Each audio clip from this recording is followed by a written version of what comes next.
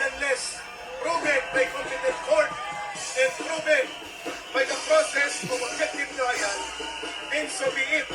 But in the absence of objective trial and fair and competent prosecution and fair and competent presentation of evidence, the allegations against Pastor will not prove that he is guilty or innocent unless it is brought before a competent, fair and objective trial in court. Sir, nabanggit mo na yung mga witness ay nakatakip sa kanilang mga mukha. Ano po ang panawagin nyo ngayon para malantad yung kanilang mga mukha? Ilantad nila ang kanilang mukha, huwag matakot, huwag lumabas na parang ito ay ginigimik lamang. Ihayag nila ang katotohanan sa kanilang reklamo at bigyan ng sustansya ang kanilang mga reklamo. Pangalawa, bigyan ng pagkakataon na ang kanilang mga binabanggit ay mailahad at mabigyan ng suportang ebidensya sa fair, patas at makatotohanan trial. Hindi ang prejudge na parang sindikato na uri ng paghuhusga at paghahatol ng isang senador lamang dyan sa Committee de Cangaro ni Risa Ontiveros. Sir, umpisa pa lang po ito. Umpisa pa lamang ito sapagkat kapag nilabas mo ang karapatan ng mga tao sa ating bansa, inaabuso mo ang iyong kapangyarihan at ginagamit mo para sa political grandstanding, persecution, and abuse of authority at nawawala ang espiritu, diwa ng proteksyon ng fair and due process, may problema tayo sa mga namumuno at mga senador ng ating bayan. Kay Rick, yung testigo ngayon na ini-interview ni Risa Ontiveros nasa Amerika, naka-online, kapaniwala ba yan? Yun ang problema. Kung si Pastor hindi nila bibigyan ng pagkakataon na mag-online kasi pag lumabas yan, sigurado, i-hold nila at aaristuhin ng walang due process. Kaya naintindihan natin ang side ni Pastor. Yung sa Amerika, bakit hindi nila pinauwi? Napakalaki ng pondo dito. Papuntahin nila dito at ibigay ang buong testimonya at katotohanan sa tamang proseso ng korte at pakinig. Pag natapos po yung hearing, maglalabas daw ng warrant of arrest laban kay Pastor, si Ontiveros, warrant of arrest. Ang pipirma ng warrant of arrest ay ang Senate President. Noon pa man, wala pa man ang hearing na ito, matagal nang pinag-iinitan ni Risa Ontiveros si Pastor. Ang ginagamit niya ngayon ng oportunidad na ito para sa kanyang political grandstanding at political operation para ipahiya si Pastor. I am not a member of Kingdom of Jesus Christ. I am not a member of the religious community of Pastor Kibuloy. But because he is a Filipino also, ang mga nagrereklamo at mga nagtitistigo may mga karapatan. Ang nirereklamo may mga karapatan. Yun ang dapat igarantiya ng Senado ni Risa Ontiveros. Dalhin sa tamang proseso, bigyan ng competent fair trial si Pastor at ang bawat Pilipino, equal protection of law in due process, and let the court decide kung tama o hindi ang mga proseso. Pagkatapos na sa hearing, anong plano ng SMNI at anong plano mo kay Rick?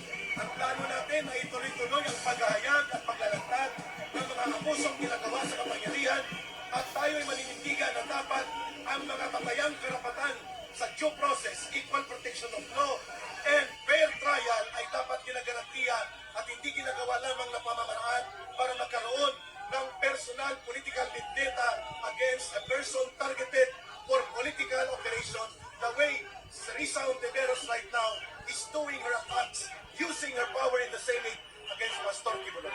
Maraming salamat, sir.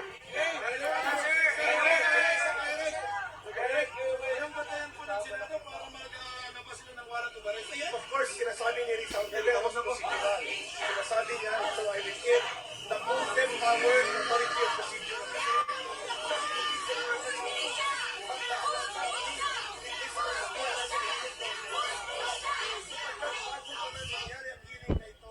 Alam na natin na may pre-judgment, may pre-conclusion at niluluto na niya ang kanyang pananaw ayon sa kanyang mga biases.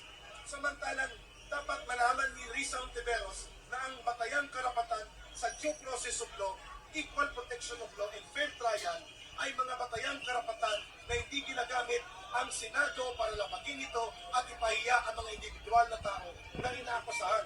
Let her bring the case in court and provide lawyers. Otherwise, ang mangyayari dito, Cangaro Committee hearing ang nangyayari at ginagamit ang poder ng Kongreso para labagin ang mga fundamental na karapatan ng mga individual na Pilipino kagaya ni Pastor Kibuloy na hindi naman kalaban ng bayan natin.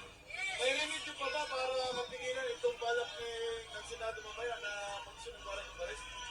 Titingnan natin kung ang Senado will remain insensitive sa dami ng boses ng mamamayang Pilipino at mga taga-kapanalig at sumasuporta din sa karapatan ni Pastor. Even ako, hindi ako miyembro ng Kingdom of Jesus Christ, neither I am part of the congregation of the Church of Pastor Kibuloy, pero bilang Pilipino at bilang bahagi ng tamang proseso ng batas, the due process and equal protection of law, more than anything, anybody else, inayan dapat ay alam, ginagarantiyan at pinaninindigan ng bawat opisyal ng gobyerno, lalo na kapag ikaw ay senador ng Republika ng Pilipinas. Kaya pa bang pigilan ni President Ferdinand Marcos itong kautosan ng Senado? Eh mukhang gusto nga niya eh. The way he delivers the message, the President seems to be interested to see Pastor suffer the persecution instead of standing for fair and objective decision as a President. Hinayaan niya ang panggigipit at panunupil ng Kongreso at hindi man lang niya kinakausap ang mga aliado niya. Of course, it doesn't mean that we will force BBM na mangialam sa independent legislative body ng ating gobyerno. But as a President, he should also understand that due process of law is fundamental and essential in the exercise of democratic rights of the people.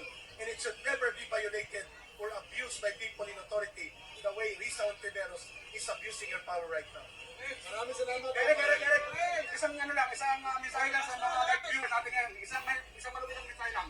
Ang mamamayang Pilipino nagbabantay, nagmamasid, hindi po nila papayagan na kung may mga akusasyon sa isang Pilipino kagaya ni Pastor Kibuloy, mangingibabaw ang gimmick pang politika, grandstanding, and political operation and manipulation ng isang senador na may personal na galit at may personal na ambisyon pamolitika, gagamitin ang pamamahiya sa isang individual na Pilipino, tihotang labagin nila ang mga karapatan na kasaad sa batayang konstitusyonal ng mga batas at karapatan ng isang tao kagaya ng Let the case